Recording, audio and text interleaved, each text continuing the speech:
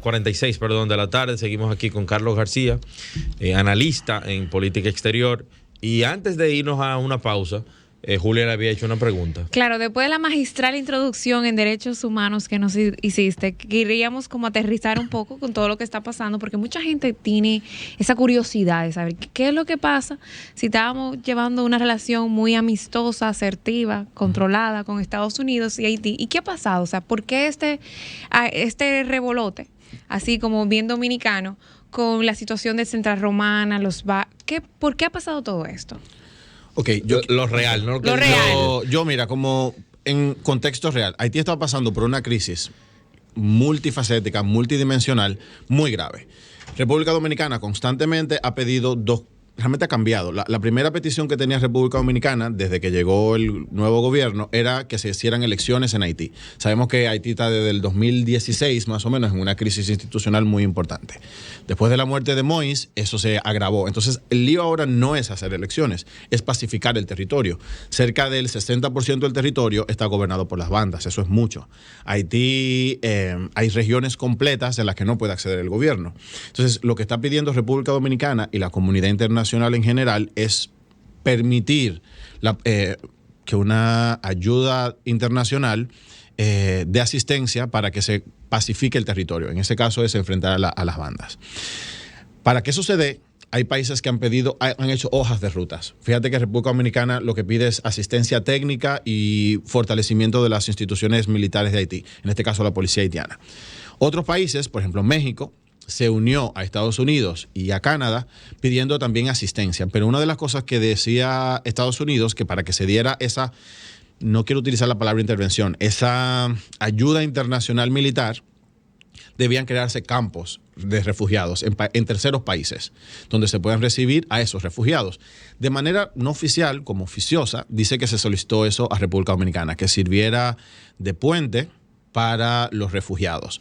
Todo lo que sabemos del derecho internacional de los refugiados, sabemos que eso tiene unas implicaciones muy importantes. Que generan derechos. Generan también espacios intermedios que la comunidad internacional gestiona. Entonces, el gobierno dominicano ha dicho que no. Yo quiero recalcar que el problema de la Central Romana no es actual. Los informes sobre posibles violaciones de los derechos de los trabajadores son muy viejas. Estamos hablando que el primer reporte es de 2017. Así que es una cosa que venía desde hace mucho tiempo. Y que ocasionalmente... Quizás ahora sí explotó. Explotó porque yo quiero sí. que pensemos. Pero ¿por qué? Eso sería como el soft power de generar una presión al gobierno dominicano para que de alguna manera tome otras medidas con el caso de los refugiados. Yo quiero como diferenciar, y aquí voy a hacer dos cosas. Primero la opinión institucional y después la opinión personal. Entonces, institucionalmente, lo primero que yo diría es que no podemos ver como ataques cuando se nos hacen llamados de atención sobre respeto a los derechos humanos. Es lo primero. Eso es algo normal. Como la idea. O sea, como que la idea es, todos los países del mundo, cuando cada año nosotros enviamos unos informes sobre respeto a derechos humanos, sobre, por ejemplo, la CEDAW, sobre cuánto estamos mejorando en los derechos de las mujeres y derecho a la igualdad, cuánto estamos respetando los derechos de los niños, etcétera. A nivel gobierno. Entonces, cada año nosotros nos hacen unas recomendaciones sobre cómo mejoramos eso. Entonces, a nivel institucional, podemos decir que cada año nos dicen cómo vamos en el respeto a los derechos de grupos o en general de los derechos humanos. Esa es la parte institucional. Y yo en ese sentido diría, mira, que nos llamen la atención sobre un grupo específico de producción, que en este caso es Central Romana, que es de capital norteamericano. En inicio, la mayor parte del capital de la Central Romana no es dominicano, es estadounidense. En inicio no habría que verlo como un problema. Ahora, en el contexto actual, en el que nos damos cuenta de que hay una fuerte presión de que se tomen medidas para salvaguardar la vida y la dignidad de las personas en Haití y que la comunidad internacional está siendo cuestionada, sobre todo Estados Unidos, uno lo puede, y ahí estoy dando una opinión muy personal, ahí pudiera tomarse como ciertamente soft power, un modo en el que se mete presión a la República Dominicana de algún modo. ¿Y por qué ellos no lo reciben en su país? Por ejemplo, ¿por qué México o Estados Unidos o Canadá no lo reciben en su país? Yo me imagino que tú sabes que Estados Unidos tiene ocupado, creo que es 10% solamente. Claro, su población es uno de los países que tiene menos porque entonces, si Estados Canadá Unidos, tiene menos población que la densidad República Dominicana. poblacional. Sí. ¿por qué no lo recibe ellos como Y se va- refugiados? Ok, pensemos en una cosa que yo siempre digo a la gente, porque la gente me dice, ¿y por qué la comunidad internacional no toma medidas? Porque cada país está teniendo sus propios problemas. Es decir, pensemos en Francia. Francia ahora mismo tiene una crisis institucional muy importante. Estados Unidos tiene una crisis política muy importante. Tenemos un gobierno súper polarizado. La población estadounidense no está pendiente a lo que está pasando en Haití, está pendiente a su propio problema. ¿Qué nos pasa con la crisis energética, por ejemplo? ¿Qué nos pasa con el aumento impresionante que tienen los costos? Entonces, Nosotros la gente también estamos en no eso se está mismo. metiendo. Y aparte de entonces, eso, también tenemos los haitianos. entonces, lo que le digo es, la gente, primero, la población no está atento a lo que está pasando en otros países. Es lo primero. Lo segundo, yo creo que es mucho más fácil de erogar, y yo creo, y esto es dando una opinión muy particular, erogar la responsabilidad a terceros países. Fíjate que la gestión de la migración Estados Unidos la está erogando a otros países, al Triángulo Norte, a México. Está viendo qué se hace con los migrantes en ese lugar.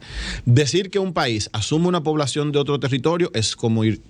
No es una opción, porque no ha pasado. ¿Y por qué ellos quieren que nosotros no lo ha pasado? asumamos? Entonces, lo que se quiere crear, y ahí lo digo, eso es lo que tenemos que criticar, porque se nos pide crear campos de refugiados sabiendo lo que eso implica a futuro, ¿no? Entonces, sí, eso es lo que podemos criticar. Se nos está pidiendo una cosa que no podemos hacer, pero tampoco le podemos decir a Estados Unidos que asuma.